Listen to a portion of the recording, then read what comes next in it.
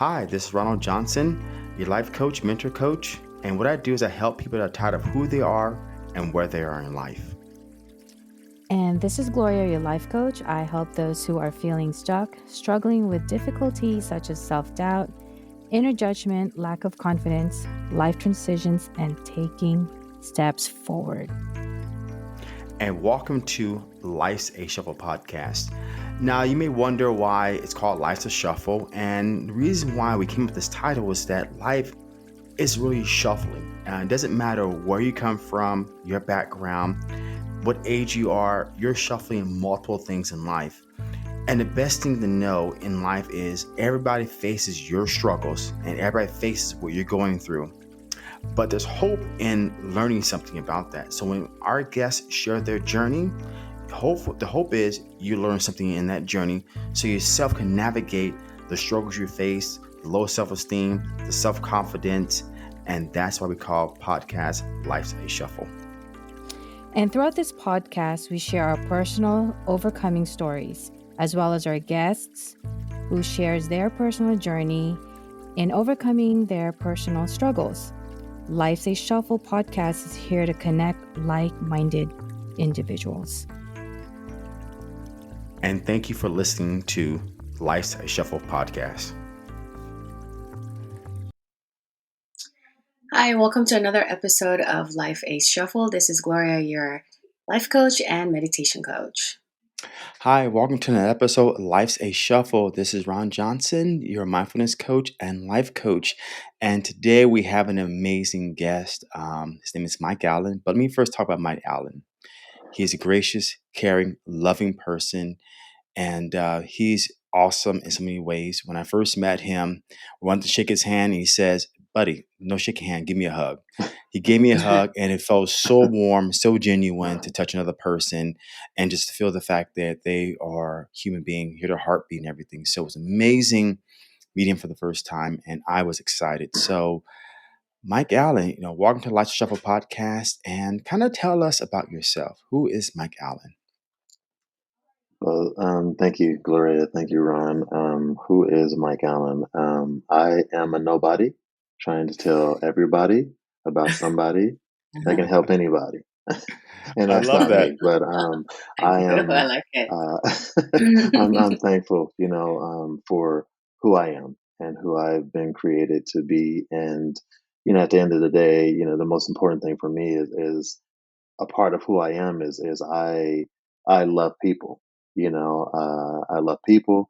I love the youth. I love the communities that I have been blessed to be a part of. So part of me is a part of everyone, and to be able to do what I do, it really uh, it really shows why I'm who I am today. So So you said you're somebody trying to make something happen. Say it one more time. I I'm a know. nobody trying to tell everybody about someone who can save anybody. I love that. Okay. So to the universe and to the world, Mike, especially to me, you're somebody. And you're somebody special. And you're somebody that's been through a lot of difficulties here recently, but you are somebody that's important. So tell us where you're from, where you grew up, where you went to college. Yeah, I'm originally from Cincinnati, Ohio. Um, I grew up with my mom and my two sisters, so single mom trying to raise three kids. Always living in the worst part of the, excuse me, the neighborhoods, and um, my mom, did her best to make sure that I did not end up in gangs. So she did whatever she could to make sure that we that it doesn't happen to me. And from Cincinnati, Ohio, growing up, we moved to Denver, Colorado, and then we ended up moving to Tacoma, Washington. So the Seattle, excuse me, area. So yeah, ended up with spending my high school there, and ended up coming down to San Jose to go to college, and story goes from there. What happened after college? What did you have a career after that, or what happened then? Yes. After college, I went and played professional basketball for 4.5 years overseas, and then I played 3.5 years here in the States. Yeah. Cool. Did it sound so? Did you go pro, or what happened? Yeah. So I played professionally in the Philippines, Hong Kong, China, Guatemala, Wow, you went Poland, all over the and world. yeah, Poland and Sweden, and then I played 3 years here in the States, in North Carolina and Orlando, before coming back to San Jose because I didn't want to be on the East Coast and Midwest around the cold. So it's more prettier and more beaches in California. I love the cold, but I don't think I want to deal with snow every day. But I love the No, changes in the season, but no snow. I'll visit, but I don't think I want to deal with snow. definitely not. So this is where it all started for you. This is where it all started, for me. My life was changed, and growing up as a high school, um, quote unquote, to everybody else, superstar athlete. I played football and baseball all my life. That's my family sporting background, with uncles and cousins playing professionally and so forth. It was in my blood. And my senior year of high school, as I had been recruited all throughout the country, scouts that were recruiting me noticed a pattern in my life. And that pattern was in between football and baseball seasons when I got in the most trouble. I got kicked out of school, um, just doing stupid things. And because I was this talented athlete to everyone, I was always reinstated back when it's time for the season to start. So scouts are recruiting me and said, "Hey, listen, you need to uh, find a job, or you need to play a winter sport, because you're about to lose out, on $150,000 worth of free schooling and a potential professional career if you continue it in this pace. This is your senior year. You need to make some changes." So I uh, wanted to make my mom proud. And I said, "Hey, let me go try the job thing." The job thing wasn't working because I had everything handed had everything handed to me, and that's what my mom knew. Because of these sports that I was naturally gifted in, these coaches were basically feeding our family. They were giving us cars, they were giving us money, they were giving us Wow. whatever, as long as I basically was coming close to making a decision to come to their college. So the work thing was not working for me. So the next opportunity was, I need to play a winter sport. So the first sport that I went to was wrestling, because I thought it was the WWE and WWF, and walked into the wrestling room and I saw the outfits that they were wearing. I said, "Nope, that's not for me," and I wasn't down to roll on the ground with anyone. so so my last option was basketball, and I played basketball um, for fun. Played in PE, played to the parks with my friends, but never played organized basketball. So here it is, basketball. Let me try out. I don't think that I'm going to make the team, but I'm going to give it a shot anyway. If not, I'll go back to trying to get a job because again, I want to make my mom proud. I really did, and that was important, for me and for her. So tried out for the team. Didn't think I was going to make it. Went through the first and second cut. I knew that I was going to get cut. You know what I mean? Because I'm looking at all the players there, very talented. Very talented athletes in that sport. But again, I was baseball and football. So third cut comes, and the coach calls me into his office. I had just seen two players leave his office. One was happy, the other one was sad. And here I am, and I'm preparing myself. Oh, I didn't make the team. Oh well, go get the job. And he told me that I made the team. And I looked at him like, are you serious? And the first thing I said was, what about that person that just left? And he tells me, you made the team. And again, I asked him, what about the other person that just left?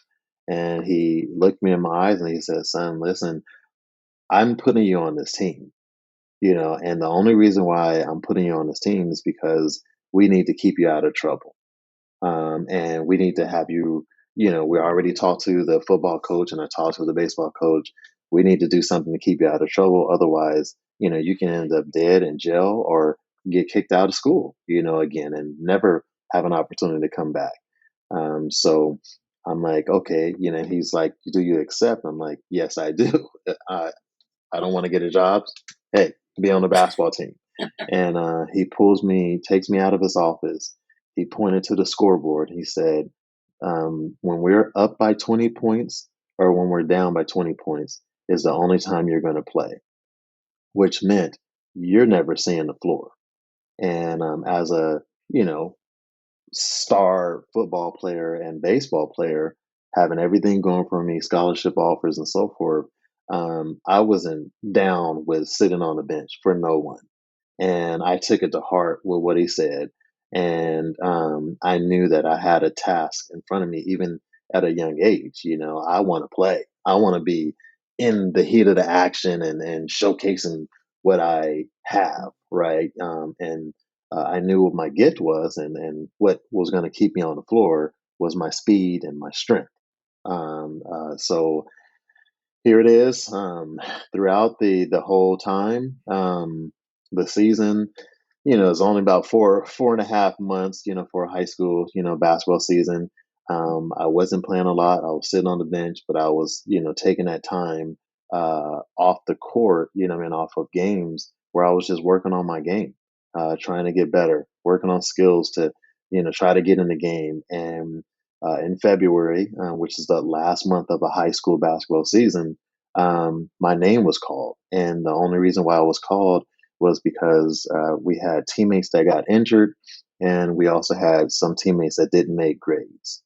I wasn't a great academic student, but I knew what it took to be able to play, sports. And make the long story short, started getting playing time, and once I got on that floor, nobody was taking that back from me. No one. And I was that determined, and I worked and worked and worked. And I started to do very well. And what ended up happening is we end up winning our league championship the first time in 30 years. And we went to the state playoffs the first time in 60 years. So it was a huge thing for our school.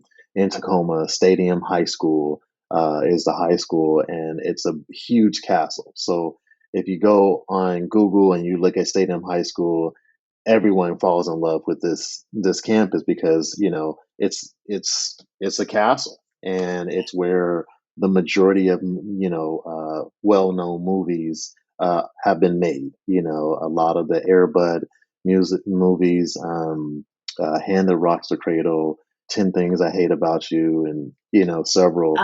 You see Oh, you see that campus and so forth. So that's where my basketball career started. I did well, and I started getting looks from college coaches for basketball. Look at that. All right, next, MJ then. that No, is. no, not at all. It's possible for a second. Yeah, So when yeah. the coach said down, What I always say. go ahead. Go ahead. Sorry. Doesn't say when the coach No, said so down by what I 20, was up gonna by 20. say. Yes. Uh huh. You gotta love podcast Oh, interviews, right? yeah. Yes, most definitely. Who's going first? Go Go first, ahead, Mike. Go Ron. ahead. Well, I mean, I was gonna say, that even though I was this person who was, like you said, this up by 20 or down by 20 guy. I knew, for me, that I was not gonna settle. and that's the Mm. way that I live my life. That's the way that I encourage and challenge my own children as well as many others. So there's always an opportunity out there. You can take what people tell you, but and you can believe it, or you can take what they say and you can apply whatever it is that you want to accomplish, to get to where you want to be. So that's why I'm so driven. So yeah. So that happened a long time ago. You never forgot that, right? So down by 20, up by 20. How did that really just change your life, that idea? I mean, it changed my life because that's the way that the way that I coach, and the way that I mentor student athletes, is using that those words, but in a different light. I don't want you to be a 2020 player. I don't want you to just be good. I want you to be great. And in order for you to be great, you have to believe in what we are, the blueprint that we're giving you to help you to be successful. And if you really do want it, what I mean, you can accomplish whatever you set your heart out to do. And we will get you there. We'll get you there by motivating you. We will get you there by inspiring you. We'll get you there by really hitting you hard, mentally, physically, emotionally, and that's what we go through with life. We go Yeah. through mental, physical, emotional challenges, and at the end of the day, you are who you are, by the choices and the decisions that you make. Mm. So true. You have a choice. You always have a choice. So after you graduated college, what came next? After I graduated college, I got my first opportunity to go play professionally, and I actually, declined the first offer that I received to play professional basketball overseas, and I went into a organization called Young Life, and Young Life is a Christian, organization, that reaches out, to high school to college age students, trying to help them, to find their place and their purpose in Mm. life. So I chose to go into as a area director through Young Life, to change lives. And it's just like a club, a youth group, that you attend, but it's all geared towards high school and college students. And I knew that that's what I needed to do first. And the first club that we had, group that we had, I had 200. There was 250 students that came out to it, and through motivation, through speaking, a little bit of comedy, fun and games, activities. That's just that's what I was doing, and then I did that for about a year, and then I went into my first professional contract. So in which I played in the Philippines, Hong Kong, and China. So And like, how long did you play professional outside of the country for? 4.5 years. So four and a So half it's 4.5 years years of your life out. overseas. Yeah, in another country, didn't know the language. I had everything imaginable to man happen overseas. I got jumped twice and, got robbed 3 times and, had to fend myself, in different, different situations. It was scary. It was hard being away from, family. But because of the fact that we moved around so much, I love moving and I love going to a new place, because it was like always here's a new start, right? Yeah. But I loved it, and I love culture. Um, I love people. I always took the advantage of whenever I went overseas. When an American player goes overseas to play a sport, the first thing that the locals think is that you're coming to take our money and you're coming to take our women. It's hands down, it's the Yeah. first thing that people say, and I was, I've had great mentors and great leaders that have been surrounded around my life that prepared me, for that. And I was always the one that wanted to be different. Wanted to be different. I wanted to be the one going into the schools and speaking. I wanted to be the one going to the boys clubs and community centers and just what I mean, building relationships and making people smile, and seeing people have fun and so forth. Um, it's just a part of my passion and just what I love to do. After being away for 4 years, you came back to the States. What followed suit after that? Were you just getting another job and doing something different, or what happened there? Yeah, so what ended up happening for me is after that 4.5 years, I came back and I had a great agent who really helped me to understand what are you going to do after. What are you going to do when if you get injured and you're never able to play again? What are you going to do if a team cuts you and you sit out for a little bit? You need to start preparing yourself for that. Not saying that that's going to happen. And I'm a very positive person. I believe I can make a rock fly. So I really believe I can do that. Although law of gravity and this and that, a rock is not going to fly. It'll fly for a little bit when you throw it, but it's always coming down, right? So, True. Yeah. but that's just the type of faith, what I mean, that I have, and I just knew that a part of what I wanted to do, was give back to the community. So I ended up.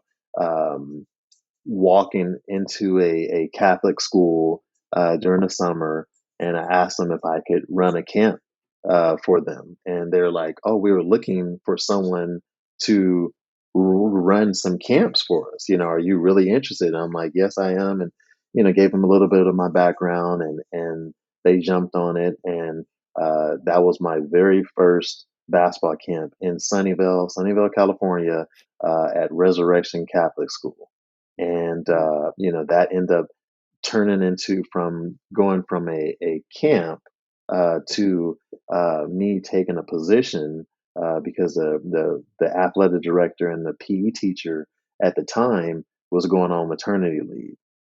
So instantly, I went from running the camp to being an athletic director and teacher, PE teacher with no credential. And with the Catholic schools, you didn't need a credential. You just needed passion, organizational skills, a love for the kids, a love for the school, a love for the community, and that's everything of who I am. So I did that for about three years, and then I went back to playing. So Wow. That's that. That's. I think to me, like I'm speechless because just being away for 4.5 years, coming back, doing that, and then going back to play, that's a journey, and it goes to show your passion for the sport. And it's funny how interesting it is that you didn't even start playing basketball. It's football and baseball, and how this came up. mhm. Yeah, and I always say, I mean, I feel that there was two sports that I was naturally gifted in, and potentially I was going to make a lot of money. I was very good. I could step on a football field, and because of my speed, I ran the 40 in 4.3, right? So one of the fastest guys in running, and I was a quarterback and I was a safety. Mm. And then with baseball, I was an African American catcher, in which you don't see very many African American catchers out there. So, Yeah. and so I played positions that really shows a lot of leadership. They're leadership positions. They're captain, positions, and those positions are who gets looked up to the most. Yeah. So, like I said, I felt that two naturally talented gifts that I had in those two sports, and family background of playing professionally and this and that. It was molded into one sport, and being basketball. And it was really, I only played because of a coach that changed my life. Wow. And you started playing basketball again. And did you go back to coaching youth? How long did that tenureship when we Um, went back to basketball last before you moved to something yeah, else? so when I went back to play, the seasons were always over, the overseas seasons and the state professional farm teams, I would say. They always end in June, or they end in April. So a typical season overseas uh, starts in August, ends in March or April, just like a college season.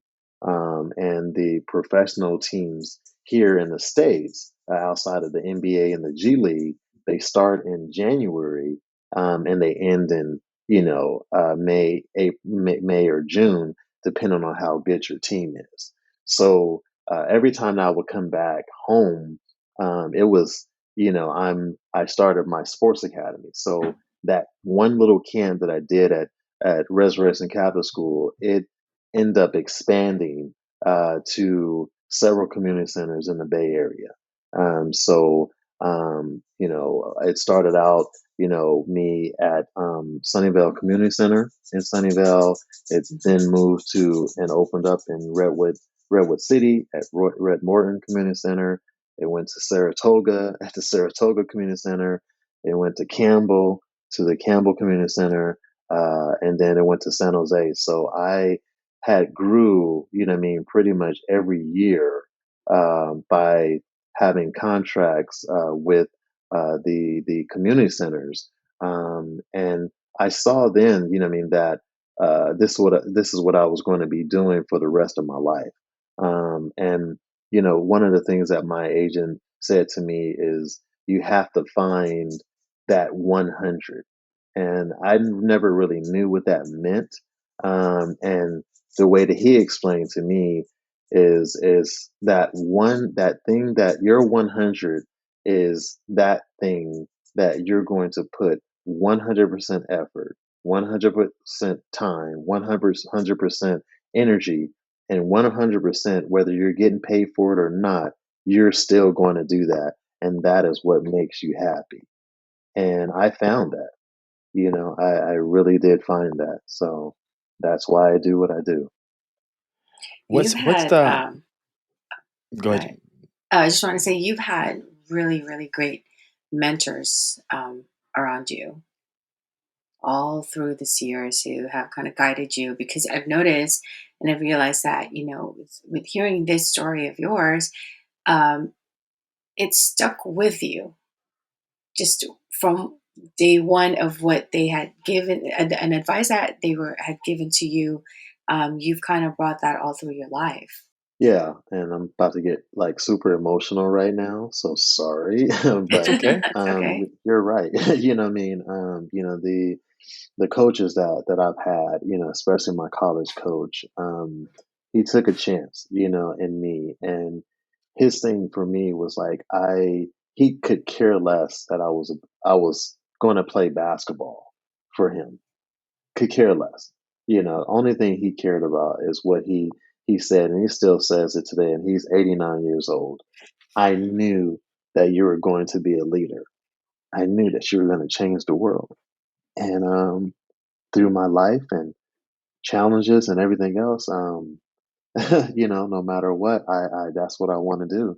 And I took it to heart, and he gave me an opportunity and he loved me, for who I was.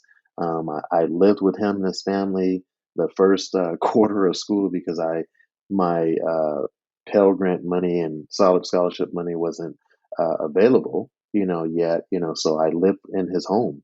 And that was Wow. the first time that I actually saw a father who Yeah. loved his kids and who loved his family. Yeah. So He saw something it in means a you. lot. Yeah.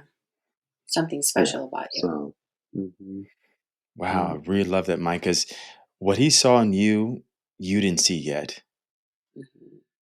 but he instilled in you some attributes and some characteristics that allow you to bring it to life, right? Just like a rose needs sun, it needs proper soil, it needs water to actually flourish.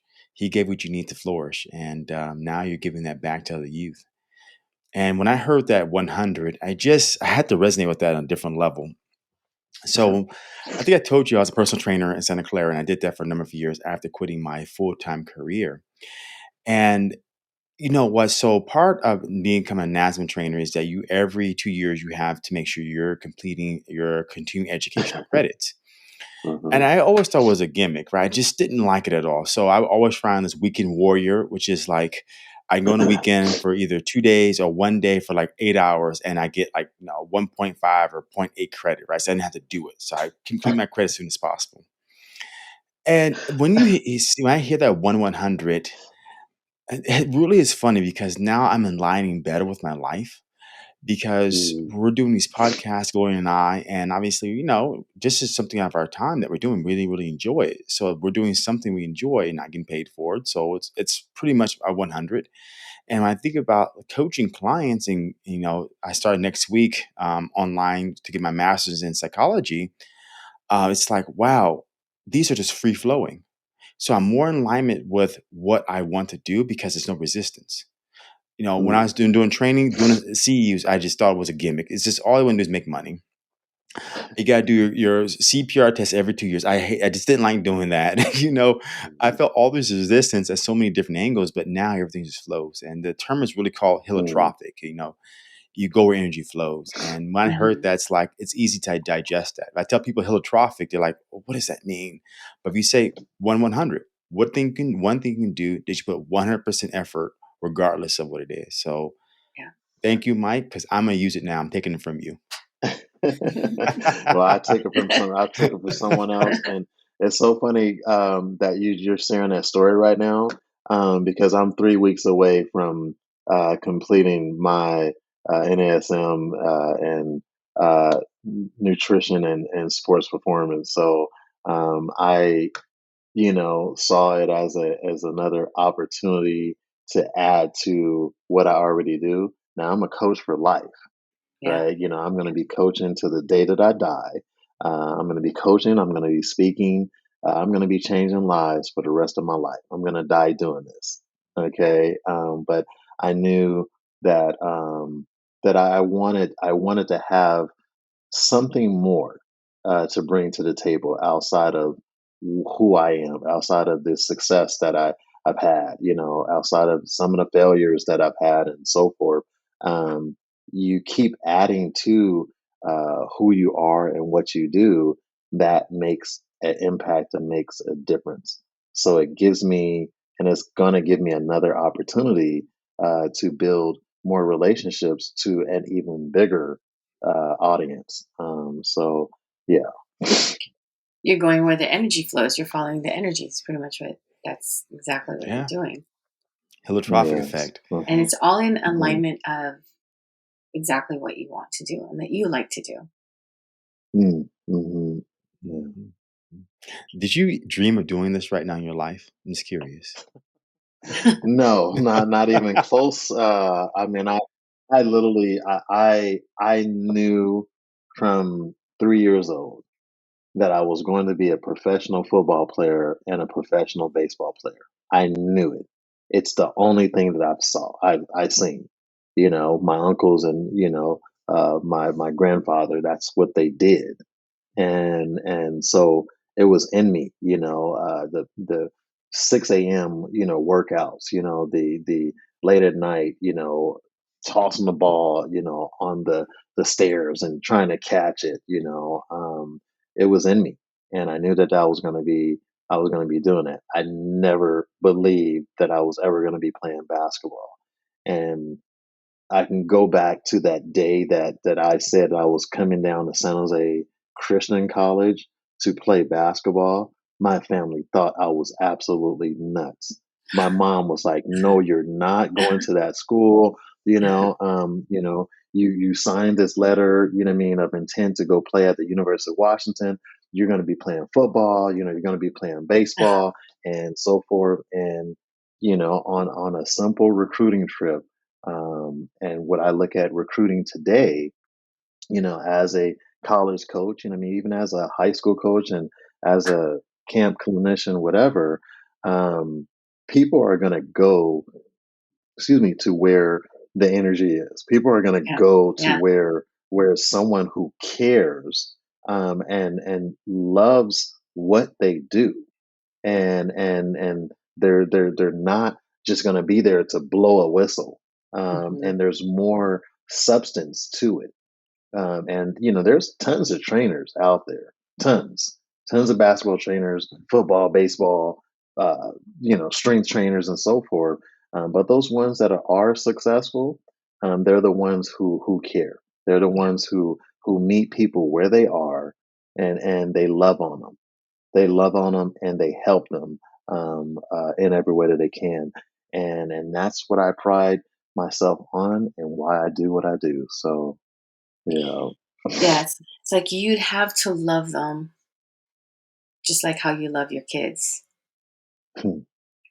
right? You treat them like they're your kids. Because if you have that love for the sport, like you're making you're making such a big difference here, especially in the youth. And as you can see with your former players who are here to support you as well. I mean, they've probably started with you as young as 4 or 5 years old, and they're all grown. They're all grown men and women, right? But there is a piece of you or something that they've learned from you and took from you that they will never forget, and they take with them for life. Not only have you taught them basketball skills, you've also taught them something that they will take for life. And I think that's what you're doing is really wonderful, and I honestly think it's a great thing. So a question on this, because I know this and I'd like the audience to know this. So from going to different community centers, building that clinic that you've had, is this after all that, was that where Mike Allen Sports was born? yeah. So going from community center to community center, I mean, literally, my daily regimen, was 7 o'clock in the morning. I'm going to Sunnyvale Community Center. 11 o'clock, I'm going to Redmore and Redwood City. 1:30, I'm going to Saratoga. 5 o'clock, I'm ending up in Campbell. And that's what I was doing, and I loved it. Didn't like the travel and the traffic. Bay Area traffic, didn't like that, but for me, it was like I'm going to a new place because I love going places. I love traveling, love being in different places and stuff. It was like I was going to a different city, different people, different Yeah. walks of life, and different opportunities to make an impact and a difference. So that whole thing was just like it was like a circle. Started in the middle and it went outside and came back around, and the next day you're right back in the middle, again. And that's what I did. So going through that process, it was like, okay, eventually. the goal was to have my own facility, have my own facility to where I wasn't bound to go to this place, that place, and that place because you're only given a certain amount of hours, right? And Yeah. I felt that if I had my own place, I I can go Monday through Sunday. I can go from 6 o'clock in the morning to 6 o'clock in the morning if I wanted to do that. Yeah.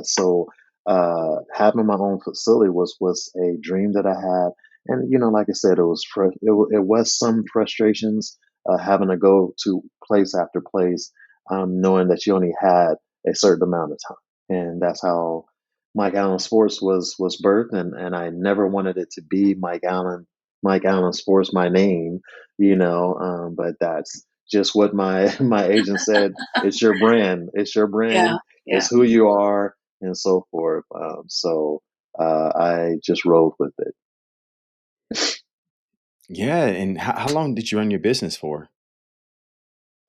for, oh my gosh, 26 years now. Oh 26 years. my. Wow. Yeah. Yeah. So started it as a sophomore in college, and it was built up year after year after year. So Wow. yeah. So I have a question for you. I see a lot of adversity, a lot of triumph. And what's really happened to you last couple of years? Kind of curious about that. Life, Life life happened. happened. It happened with everyone. Went through a really tough family crisis. Went through that challenge. So I call that my pre-pandemic. Went through a pre-pandemic, which was my family being broken up.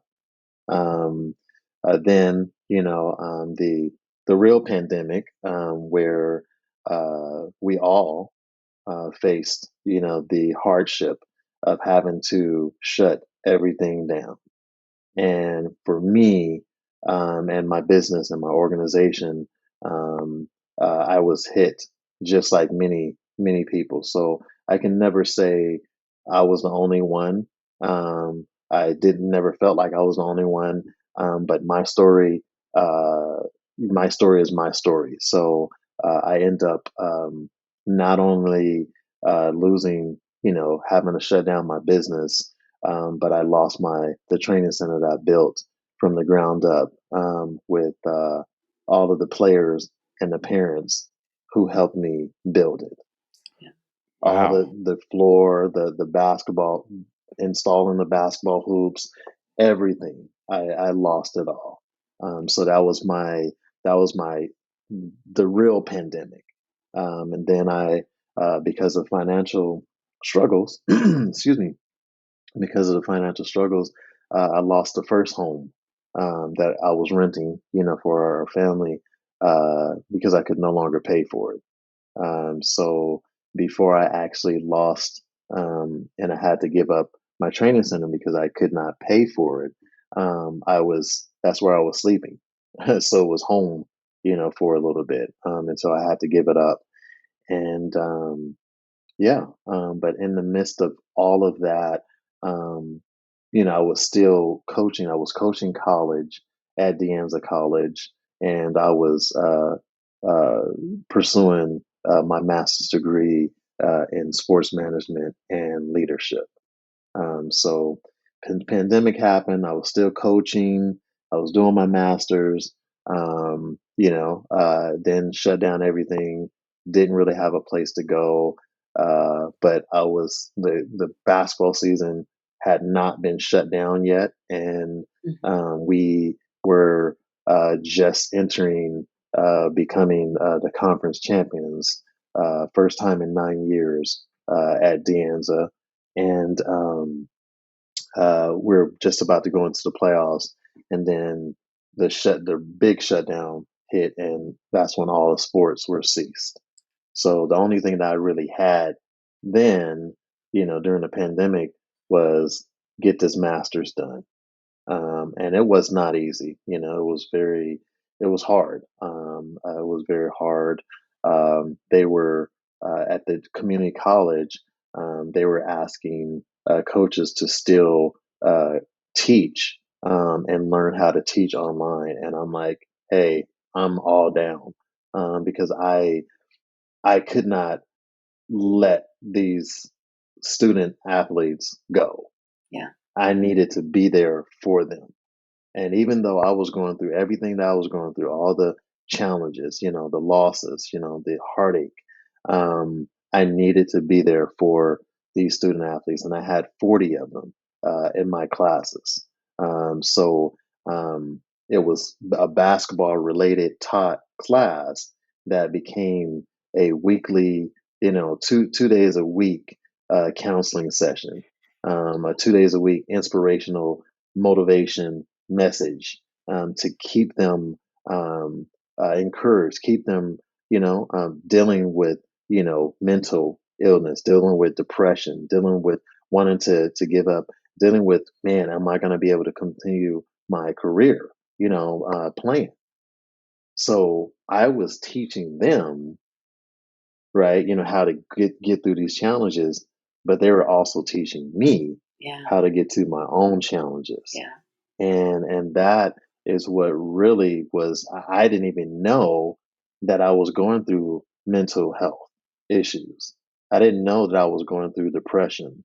I didn't know that these physical challenges were about to happen in my own life. And but I needed to be there for these student athletes, and I stayed there. So yeah. That's right. Did you feel somewhat defeated at some point? Did I feel defeated? Yeah. I was defeated. I was broken. Yeah. I was broken. I didn't want to get up in the morning. Um, what was I going to get up to? Right? Didn't want to get up. Didn't want to get out of bed. Didn't know what was happening. Um, very frustrated. Um, family broken up. You know, losing my business, losing the training center that I built. You know, and now my whole life and everything that I do is gone. I was defeated. I lost, broken family. I lost a part of who I was. So I lost a part of who I was and what I do and the energy and the passion and everything that I had.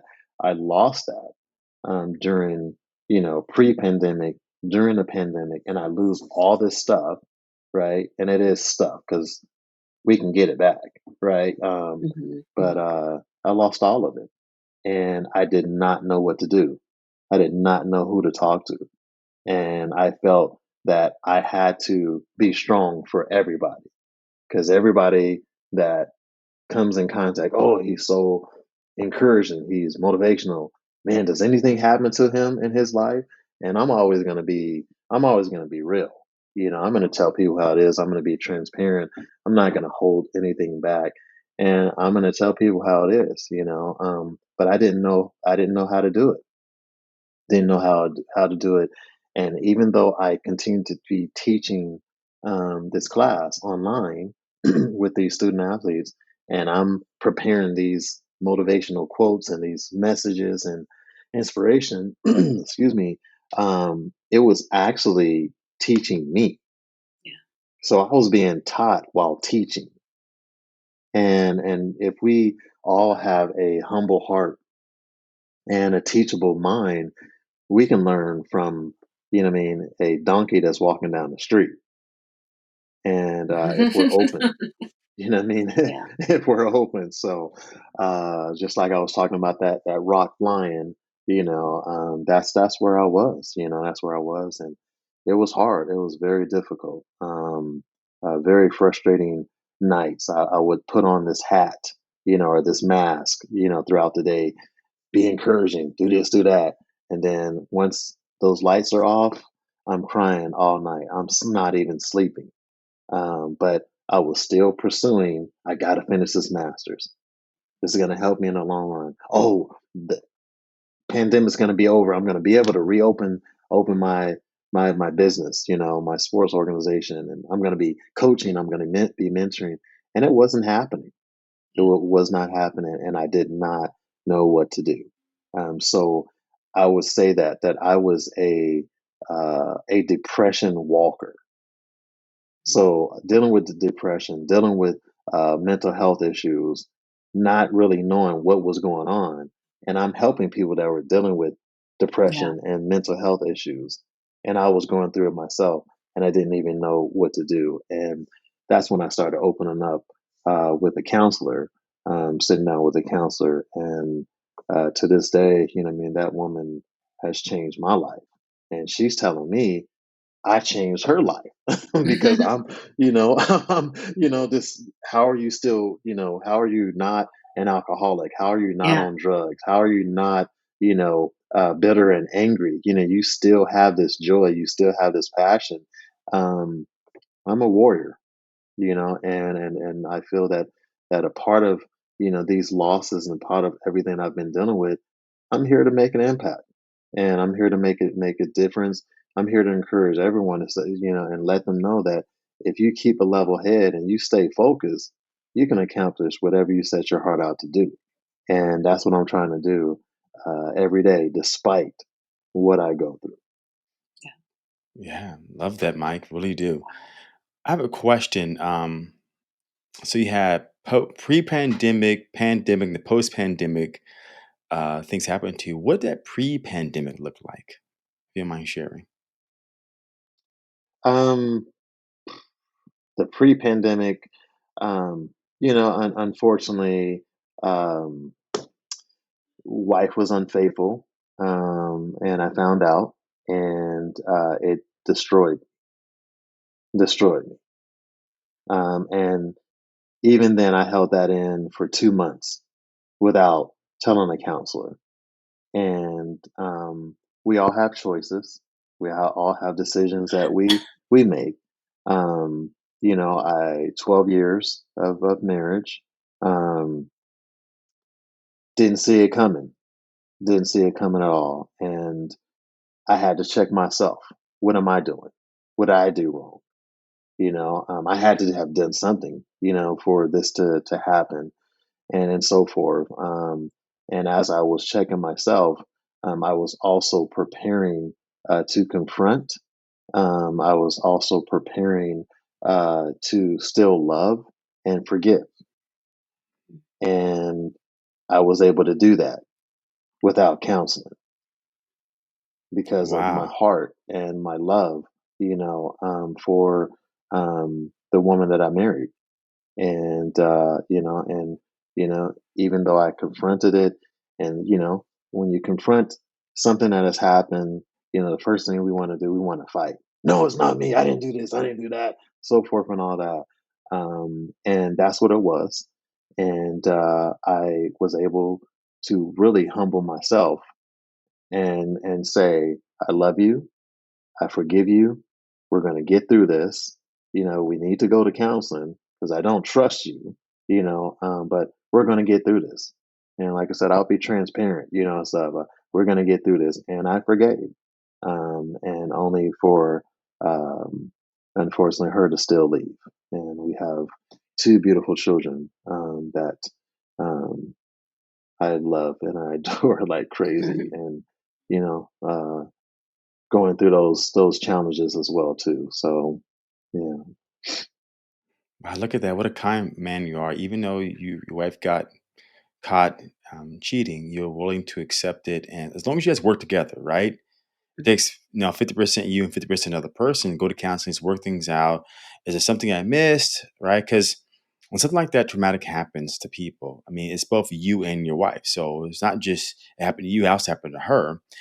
The person that happens Hmm. to, let's say you're the victim, the first thing you go to, what did I do wrong? Now, if we're both cheating on each Hmm. other, then obviously it is what it is. But if one person does and one person does not, we're going to look in and see what Yeah. did I do wrong, and that's really how you care as a person because you want to do things that are right or do things that do not harm each individual person. But it's ironic that we always want to blame ourselves when someone commits something wrong, right? In our book, and it really just sucks that that pre-pandemic happened, and then it's like I tried to work it out. You didn't meet me halfway. It's like I still need to forgive you, and more importantly, you got to forgive yourself, right? You see on the back wall it says self-love, because when we go through stressful events like that, it's more important we have a support system. Be it we have a therapist, counselor, psychologist, whatever it is. But more important, we show ourselves self-love, Mm, because you can beat your head over with a hammer that it's me, I did something mm, wrong, when inevitably you did best you could. Mhm. Yeah, and forgiveness and yeah. forgiving yourself is kindness and self-compassion. So once you have that in you, like just the self-compassion alone, you'll be in a better place. It's freeing, it's really is. And I'm saying that because I had just gone through that recently and just last week. And in that we can go through another whole story, and that was this whole father-daughter relationship that I've been wanting my whole entire life. And at the very end of this it was where you you don't have to forgive the other person. You don't have to forget what had happened. You don't have to forget the past. But it's more so like really for yourself and forgiveness, forgiving yourself, and just kind of like letting go. You're not necessarily letting go and trying to forget what happened or forget the past, but letting go of the anger and the pain. And just that Mm, alone, it's so freeing. mm, mhm. Yeah. Yeah, and going through that, it's the type of person I am. It's just I positivity. Got to stay positive. You know what I mean? Yeah. Somebody just smacks you in the back of the head, smile. you Yeah. know, um, that's the type of person. That's the type of person I am, and so it wasn't hard for me to forgive. It wasn't hard for me to love. I've had many people treat me wrong or disrespect me or think that I'm this and that and so forth. But when you truly know who you are, when you truly know where you're going, when you truly know what you want to do, people can say whatever they want to say. But I'm going to be driven. I'm going to keep going and I'm going to keep fighting no matter what. And I continue to fight and fight and fight. Hope and hope and hope. Have faith, have faith, have faith. And the positive thing is going to happen. Be back together, families together, we're good. And Yeah. it wasn't happening because again, it's 50-50 in order for it to Hmm. be that 100, and Yeah. that it wasn't happening. And I was seeing two counselors, seeing two counselors, and literally like self-help. I'm going to spend as much money as I can, just so that I can be okay, so that I can make it, so that I don't go crazy because I felt that I was going crazy. I felt that I was going to at one point just jump off of a bridge. I really felt that was going to happen, and I couldn't. Wow. Even on those days when I was going to, what I mean, jump off of a bridge and climb that mountain and just jump, those days, all I thought about was all of these kids, all of these student athletes, all of these families that I have been given an opportunity to share my message. Persevere, be a positive example in your community, work hard, have a good attitude, smile. Even though you're going through the worst things of your life, you will get through it because there's always something better that's going to happen. And I was facing that myself. And at the end of the day, it's like, I'll be darned if I be that person where I've shared this message, I've encouraged all these people, and I could not, um, I did not want to have the responsibility of if I give up, right, and someone hears, and I've been fortunate to touch a lot of people's lives, and it's not about me. I'm thankful, what I mean, that I've been chosen to be that person, but it's not about me. But if I did give up and somebody found out, I could not live with them giving up. And that's why I continue to keep on fighting every single day. Oh, So, Mike and Allen, look at that. Wow. That's it's not easy, but it takes a village. Just as parents, it takes a village to raise our children. It yeah. takes a community to help each other, and I really believe in community. I really believe in being everything that you can be for someone else. And my biggest issue, I would say, is that I care so much about others that I forget to care about myself. Yeah. So right now, in this process of what I'm going through right now, in my life, I'm learning how to take care of myself. I'm learning that right now. I'm 48 years old, and I'm learning how to take care of myself too. Um, yeah. So. And yeah, you have such a good heart, Mike, and as we can all see, and hearing your story, you just you just keep going, and no matter what the situation is, and no matter how you feel, you just keep going. I think also it's that knowing that all this is not permanent. Pain is temporary, and then we're so geared into like somewhat kind of blaming ourselves in a lot of things where we see what did I do wrong, but really it's I think you're at a Mm, point right now where you really have to now really take care of yourself, and acceptance. I think you're mm, coming there and getting there, the acceptance, and then now taking care of yourself. But know that there's so many people out there mm, around you that supports you and love you, and I think that's also another thing that keeps you mm, strong.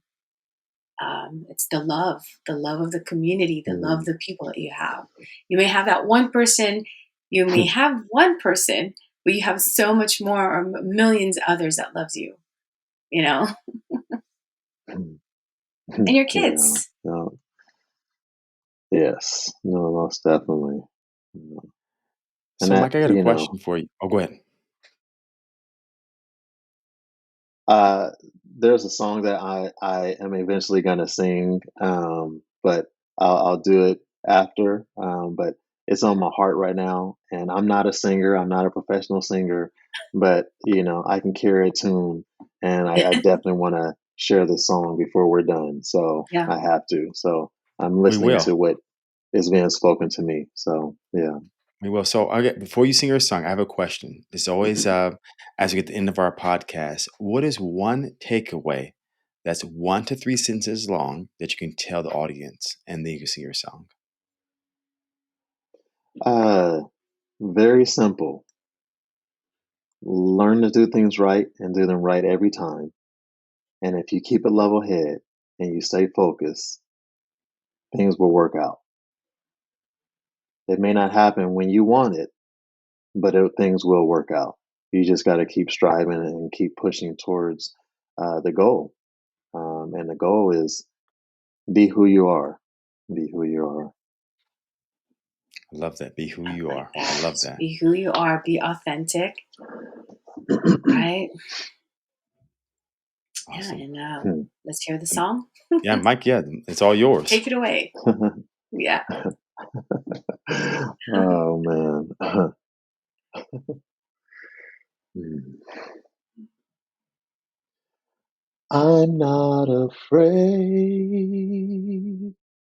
for I know that He is with me. Whether I fall or if I fail, if I follow, and I know He's walking right beside me. He promised not to leave me. And if I ever feel alone, my hands I'll raise and give him praise, for I know he takes care of his own. I'm not afraid, for I know that Jesus chose me. And before the world began, He's called out our name.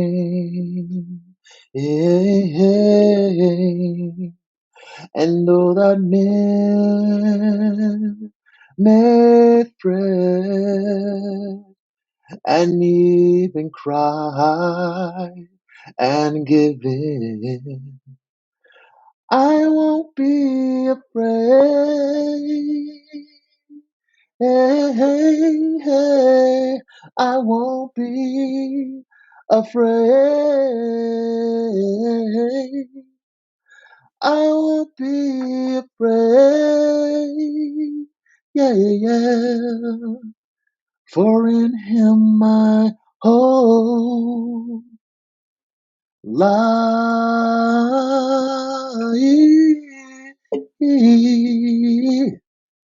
He's walking right beside you. He promised to never leave you. And if you ever feel alone, He will be right here for you. Yeah.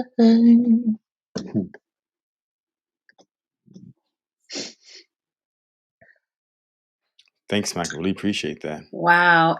And you said you can't carry a tune? You carried it just Thank you. fine. I know. That was perfect. That was great. Thank you That was for wonderful. I allowing mean, me. Yeah. I loved it.